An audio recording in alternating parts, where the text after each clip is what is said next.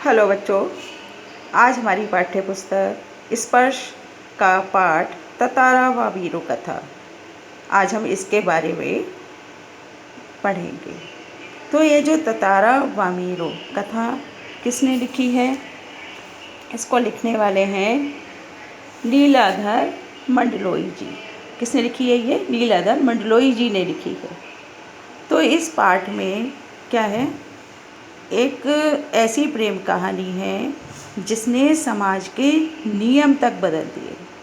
तो कहते हैं ना कि जो सभ्यता जितनी पुरानी होती है उसके बारे में उतने ही ज़्यादा किस्से कहानियाँ भी सुनने को मिलते हैं।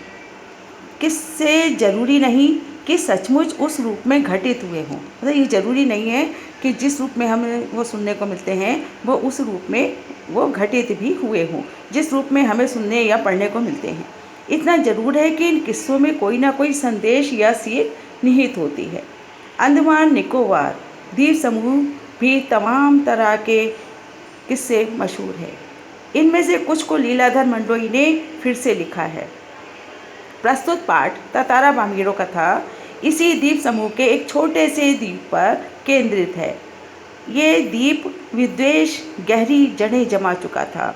उस विद्वेष को जड़ मूल से उखाड़ने के लिए एक युगल को आत्म बलिदान देना पड़ा। उसी युगल के बलिदान की कथा यहाँ बयान की गई है। प्रेम सबको जोड़ता है और घृणा दूरी बढ़ाती है। इससे भला कौन इनकार कर सकता है?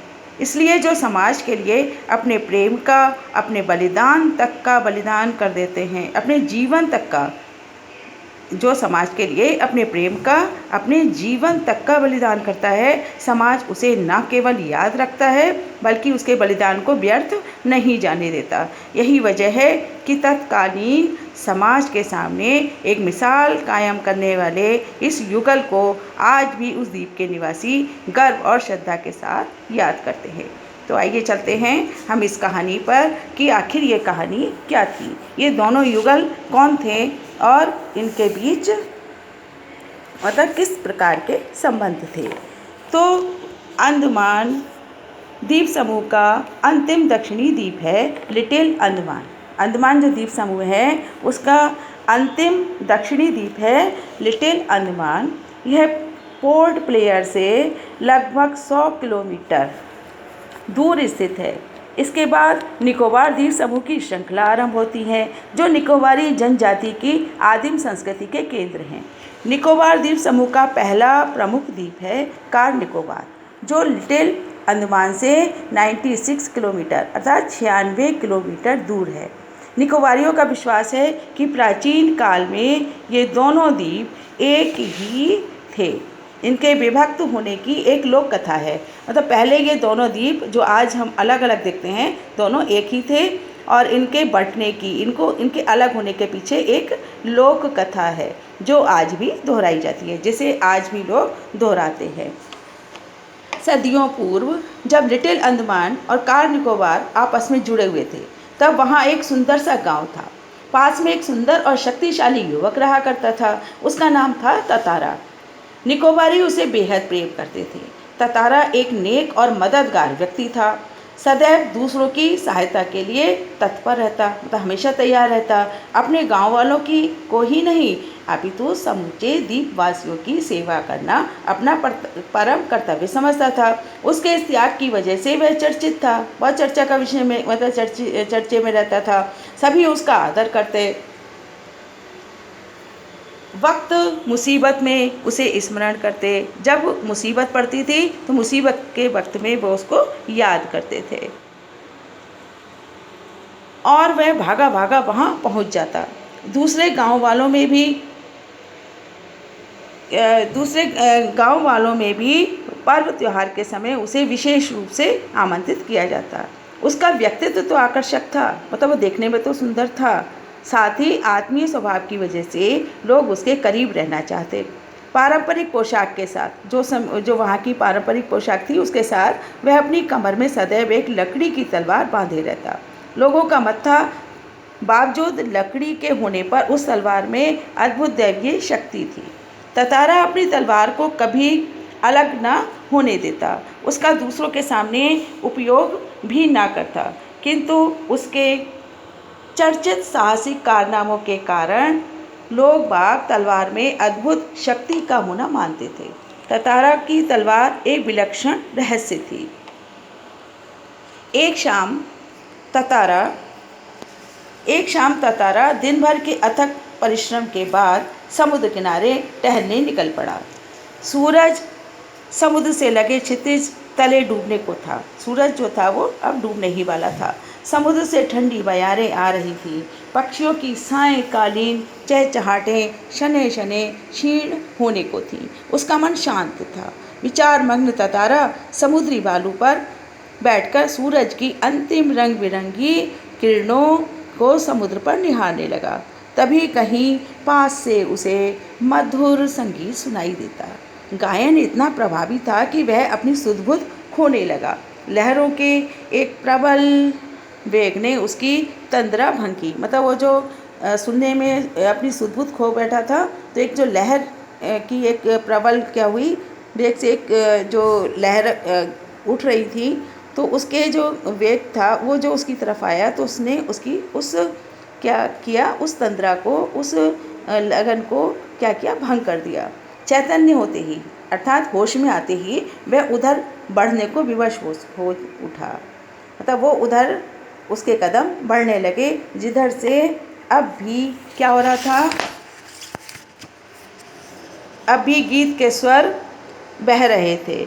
वह विकल सा उस तरफ बढ़ता गया। अंततः उसकी नज़र एक युवती पर पड़ी जो ढलती हुई शाम के सौंदर्य में बेसुध एकटक समुद्र की देह पर डूबते आकर्षक रंगों को निहारते हुए गा रही थी। यह एक श्रृंगार गीत था। श्रृंगार गीत कौन सा होता है? प्रेम गीत। श्रृंगार रस आपने अगर पढ़े होंगे तो श्रृंगार रस में क्या है, वो प्रेम का ही एक गीत होता है। तो श्रृंगार रस में मिलन और विरह, नायक नायिका का मिलन और विरह, इस टाइप के जो गीत थे उसको कहते हैं हम श्रृंगार गीत। तो वो श्रृंगार गीत था। उसे ज्ञात ही ना हो सका कि कोई अजनबी युवक उसे निःशब्द ताके जा रहा है। एकाएक एक ऊंची लहर उठी और उसे भिगो गई। वह हड़बड़ाहट में गाना भूल गई। इसके पहले कि वह सामान्य हो पाती, उसने अपने कानों में गूंजती गंभीर आकर्षक आवाज़ सुनी। तुमने एकाएक इतना मधुर गाना अधूरा क्यों छोड़ दिया? ततारा ने विनम्रतापूर्वक कहा। अपने सामने एक सुंदर युवक को देखकर वह विस्मित हुई। उसके भीतर किसी कोमल भावना का संचार हुआ, किंतु उस अपने को संयत कर उसने बेरुखी के साथ जवाब दिया। मतलब क्योंकि ततारा का जो क्या था, व्यक्तित्व था, वो तो आकर्षक था ही, तो उसको देखते ही बामीरों के मन में कुछ, मतलब जिसको कहते हैं ना, कुछ होने लगा। लेकिन उसने अपने आप को कंट्रोल किया, उसने अपने आप को संयत किया और उसने बेरुखी के साथ, ऊपर से उसने बेरुखी दिखाते हुए क्या किया, बेरुखी के साथ जवाब दिया। पहले बताओ तुम कौन हो? इस तरह मुझे घूरने और इस असंगत प्रश्न का कारण? अपने गांव के अलावा किसी और गांव के युवक के प्रश्नों का उत्तर देने को मैं वादे नहीं, यह तुम भी जानते हो। ततारा मानो सुध-बुध खोए हुए था। जवाब देने के स्थान पर उसने पुनः अपना प्रश्न दोहराया। तुमने गाना क्यों रोक दिया? गाओ, गीत पूरा करो। सचमुच तुमने बहुत सुरीला कंठ पाया है। यह तो मेरे प्रश्न का उत्तर ना हुआ, युवती ने कहा। युवती कौन? बामीरो। तो सच बताओ तुम कौन हो? लपाती गांव में तुम्हें कभी देखा नहीं। ततारा मानो सम्मोहित था। ततारा को तो होश ही नहीं था उसको देखने के बाद, उसका गाना सुनने के बाद। उसके कानों में युवती की आवाज़ ठीक से पहुंच ना सकी। उसने पुनः विनय की, तुमने गाना क्यों रोक दिया? गाओ ना। वो जो जवाब दे रही थी वो उसके कानों तक नहीं जा रहे थे, वो अपनी ही धुन में बोले जा रहा था।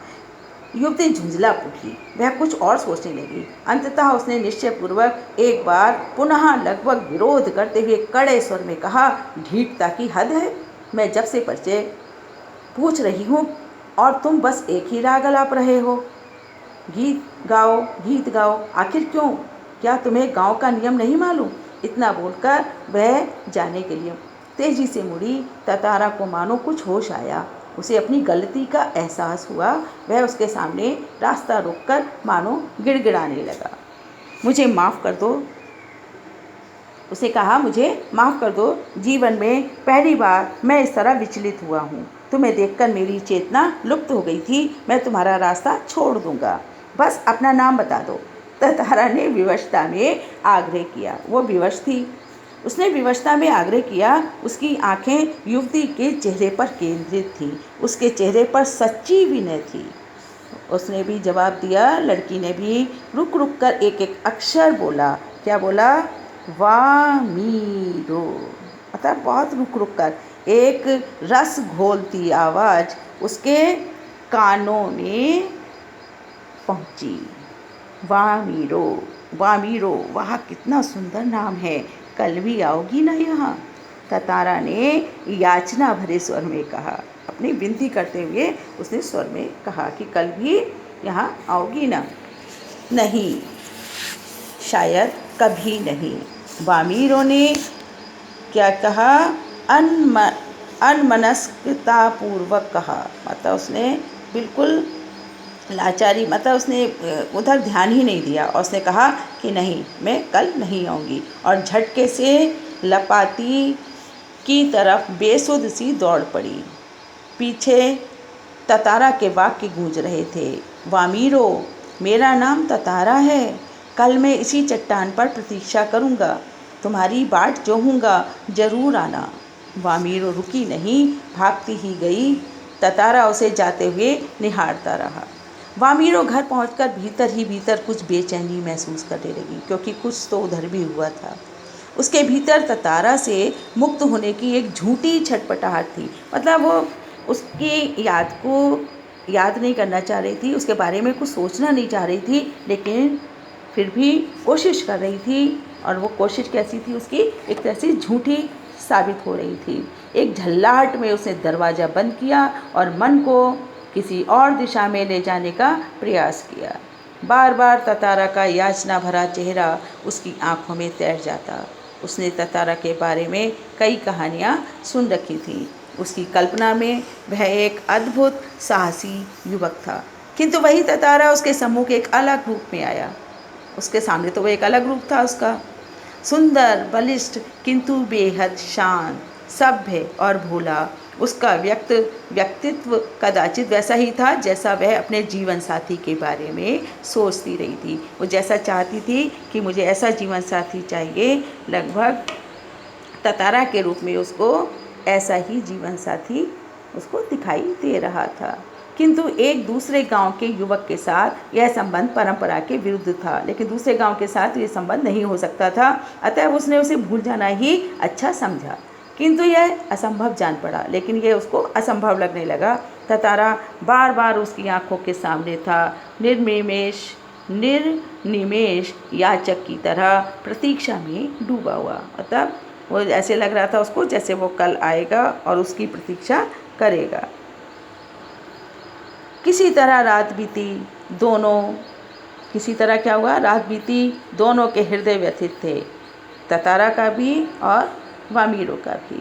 किसी तरह आंच रहित एक ठंडा और उबाऊ दिन गुजरने लगा। मतलब जो दिन था, जो बीच में, क्योंकि शाम को मिलना था, तो जो दिन था वो उनको उबाऊ लग रहा था कि किसी तरह से शाम हो। शाम की प्रतीक्षा थी।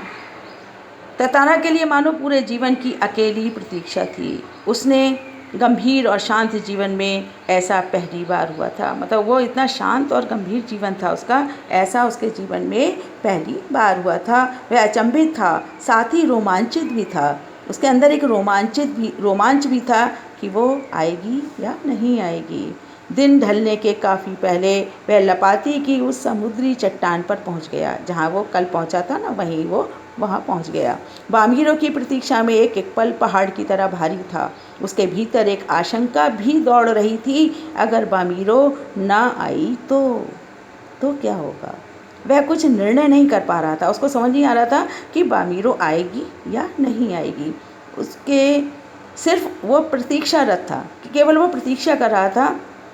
बाकी उसके अंदर एक द्वंद्व चल रहा था कि वो आएगी या नहीं आएगी। बस आस की एक किरण थी। क्या थी? एक उम्मीद की एक किरण थी उसके अंदर। जो समुद्र की देह पर डूबती किरणों की तरह कभी भी डूब सकती थी, मतलब कभी भी दिन ढल सकता था, कभी भी शाम के बाद रात हो सकती थी।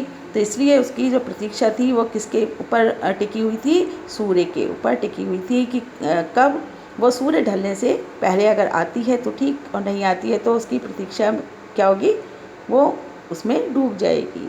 वह बार बार लपाती के रास्ते पर नजरें दौड़ाता। सहसा नारियल के झुरमुटों में उसे एक आकृति कुछ साफ हुई। कुछ और उसकी खुशी का ठिकाना न रहा। सचमुच में वामीरो थी। लगा जैसे वे घबराहट में थी, वे अपने को छुपाते हुए बढ़ रही थी। बीच बीच में इधर उधर दृष्टि दौड़ाना न भूलती। फिर तेज कदमों से चलती हुई ततारा के सामने आकर ठिठक गई। दोनों शब्दहीन थे, मतलब दोनों में से एक ने भी कुछ नहीं बोला। कुछ था जो दोनों के भीतर बह रहा था, मतलब कुछ तो ऐसा था जो दोनों के अंदर था। एकटक निहारते हुए वे जाने कब तक खड़े रहे। सूरज समुद्र की लहरों में कहीं खो गया था। सूरज भी डूब चुका था, अंधेरा बढ़ रहा था, रात आने को हो रही थी। अचानक वामीरो कुछ सचेत हुई। अचानक वामीरो को कुछ होश आया और वह घर की तरफ दौड़ पड़ी। ततारा अब भी वहीं खड़ा था, निश्चल, शब्दहीन, मतलब वो बिल्कुल एकदम वैसा ही स्टैचू की तरह, मतलब बुद्ध की तरह ऐसे ही खड़ा रह गया। दोनों रोज उसी जगह पहुंचते और मूर्तिवत एक दूसरे को निर्निमेष ताकते रहते। बस भीतर समर्पण था जो अनवरत गहरा रहा था। लपाती के कुछ युवकों ने इस मूक प्रेम को भांप लिया, क्योंकि इस प्रेम में कुछ बातचीत नहीं होती थी, तो इन दोनों के बीच में एक मूक प्रेम था। मूक मतलब कि बिल्कुल मौन वाला। मौन प्रेम को लोगों ने समझ लिया, भांप लिया, और खबर हवा की तरह बह उठी। वामीरो लपाती ग्राम की थी और ततारा पासा का। दोनों के गांव कौन से थे? वामीरो थी लपाती की और ततारा था पासा गांव का, और दोनों का संबंध संभव न था, दोनों का संबंध नहीं हो सकता था। रीति अनुसार दोनों को एक ही गांव का होना आवश्यक था। वहाँ का जो नियम था वो ये था कि दोनों को एक ही गांव का होना आवश्यक था। वामीरो और ततारा को समझाने बुझाने के कई प्रयास हुए, किंतु दोनों अडिग रहे। वे नियमतः लपाती के उसी समुद्री किनारे पर मिलते रहे। अफवाहें फैलती रहीं। कुछ समय बाद पासा गांव में क्या हुआ? पशु पर्व का आयोजन हुआ। ये पासा गांव किसका था? ये ततारा का गांव था।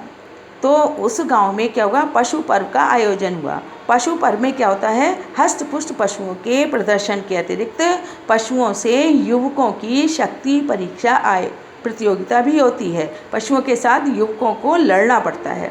वर्ष में एक बार सभी गांव के लोग हिस्सा लेते हैं। बाद में नृत्य, संगीत और भोजन का भी आयोजन होता है। शाम से सभी लोग पासा में एकत्रित होने लगे। धीरे धीरे विभिन्न कार्यक्रम शुरू हुए। ततारा का मन इन कार्यक्रमों में तनिक न था, क्योंकि उसका ध्यान तो कहाँ था? वामीरो के पास था। उसका कार्यक्रमों में उसका ध्यान बिल्कुल भी नहीं था। उसकी व्याकुल आंखें वामीरो को ढूंढने में व्यस्त थी। नारियल के झुंड के एक पेड़ के पीछे से उसे जैसे कोई झांकता दिखा। उसने थोड़ा और करीब जाकर पहचानने की चेष्टा की। वह वामीरो थी जो भयवश सामने आने में झिझक रही थी, जिसे समाज के लोगों से डर लग रहा था उसे, और वो इसलिए वो सामने आने से डर रही थी। उसने थोड़ा और करीब जाकर पहचानने की चेष्टा की। वह वामीरो थी, ठीक है। उसकी आंखें तरल थीं। वो ऐसे लग रहा था जैसे वो रो रही हो। होठ कांप रहे थे। ततारा को देखते ही वह फूट फूट कर रोने लगी। ततारा विह्वल हुआ। ततारा क्या हो गया? बहुत ही परेशान हो गया। उससे कुछ बोलते ही नहीं बन रहा था। रोने की आवाज़ लगातार ऊंची होती जा रही थी। ततारा किम कर्तव्य विमूढ़ था। ततारा को समझ ही नहीं आ रहा था वो क्या करे। वामीरो के रुदन स्वरों को सुनकर उसकी माँ वहाँ पहुँची। जो वामीरो रो रही थी, उसकी रोने की आवाज़ सुन करके वामीरो की जो माँ थी वो वहाँ पहुँच गई, और दोनों को देखकर आग बबूला उठी। उसने वहाँ पर जब ततारा को भी देखा तो दोनों को देखते ही वो आग बबूला, तो बहुत अधिक क्रोध में आ गई। सारे गांव वालों की उपस्थिति में यह दृश्य उसे अपमानजनक लगा। सबके सामने इस तरह से वामीरो की माँ का क्रोधित होने से ततारा को बहुत बुरा लगा कि सबके सामने उसकी बेइज्जती होगी। तो क्या हुआ कि उसको इस बीच गांव के कुछ लोग भी वहां पहुंच गए। वामीरो की माँ क्रोध में उफन पड़ी। उसने ततारा को तरह तरह से अपमानित किया। गांव के लोग भी ततारा के विरोध में आवाज़ें उठाने लगे। यह ततारा के लिए असहनीय था। वामीरो अब भी रोए जा रही थी। ततारा भी गुस्से से भर उठा। उसे जहाँ विवाह की निषेध परंपरा का क्षोभ था, वहीं अपनी असहायता परखी कि वो इस समय वामीरो के लिए कुछ नहीं कर पा रहा था। इससे भी क्या था, बहुत झल्ला रहा था। वामीरो का दुख उसे और गहरा कर रहा था। जो वामीरो का जो दुख था वो उस झल्लाहट को और भी गहरा कर रहा था। उसे मालूम ना था कि क्या कदम उठाना चाहिए। अनायास उसका हाथ तलवार की मूठ पर जा टिका, जो उसके कमर में बंधी रहती थी ना, लकड़ी की तलवार। क्रोध में उसने तलवार निकाली और कुछ विचार करता रहा। क्रोध लगातार अग्नि की तरह बढ़ रहा था। लोग सहम उठे। एक सन्नाटा सा खिंच गया। जब कोई राह न सूझी तो क्रोध का शमन करने के लिए उसने शक्ति भर, जितनी ताकत थी उसके अंदर, उस तलवार को उसने क्या किया, धरती में घोंप दिया और ताकत से उसे खींचने लगा। वह पसीने से नहा उठा। सब घबराए हुए थे। वह तलवार को अपनी तरफ खींचते खींचते दूर तक पहुंच गया। वह हाँफ रहा था। अचानक जहाँ तक लकीर खिंच गई थी, वहाँ एक दरार होने लगी, मानो धरती दो टुकड़ों में बंटने लगी हो। एक गड़गड़ाहट सी गूंजने लगी और लकीर की सीध में धरती फटती ही जा रही थी। द्वीप के अंतिम सिरे तक ततारा धरती को मानो क्रोध में काटता जा रहा था। सभी व्याकुल हो उठे। लोगों ने ऐसे दृश्य की कल्पना न की थी। वे सिहर उठे। उधर वामीरो फटती हुई धरती के किनारे चीखती हुई दौड़ रही थी, ततारा ततारा ततारा। उसकी करुण चीख मानो गड़गड़ाहट में डूब गई। जो गड़गड़ाहट थी ना, वो जो धरती फट रही थी, उसमें उस वामीरो की जो चीख थी, जो वो ततारा ततारा कह के चीख रही थी, उसमें उसकी वो चीख जो थी वो क्या हो गई थी, दब गई थी। ततारा दुर्भाग्यवश दूसरी तरफ था। ततारा उस टुकड़े के दूसरी तरफ था और वामीरो दूसरी तरफ थी। द्वीप के अंतिम सिरे तक धरती को चाकता वह जैसे ही अंतिम छोर पर पहुंचा, धरती के दो पीस करते हुए जैसे ही वो दूसरी तरफ क्या हुआ, एक किनारे पर पहुंचा। एक तरफ ततारा था, दूसरी तरफ वामीरो। ततारा को जैसे ही होश आया, उसने देखा उसकी तरफ का द्वीप समुद्र में धंसने लगा है। उसने देखा उसकी तरफ का जो द्वीप है वो समुद्र में धंसने लगा है। वह छटपटाने लगा। उसे छलांग लगाकर दूसरा सिरा थामना चाहा, किंतु पकड़ ढीली पड़ गई। वह नीचे की तरफ फिसलने लगा। वह लगातार समुद्र की सतह की तरफ फिसल रहा था। लगातार वो समुद्र की तरफ फिसल रहा था। उसके मुंह से सिर्फ एक ही चीख उभर कर डूब रही थी, वामीरो वामीरो वामीरो। उधर वामीरो भी ततारा ततारा ततारा पुकार रही थी। एक तरफ था और दूसरा दूसरी तरफ था। ततारा लहूलुहान हो चुका था। वह अचेत होने लगा, मतलब उसमें बेहोशी आने लगी और कुछ देर बाद उसे कोई होश नहीं रहा। वह कटे हुए द्वीप के अंतिम भूखंड पर पड़ा हुआ था, जो दूसरे हिस्से से संयोगवश जुड़ा था।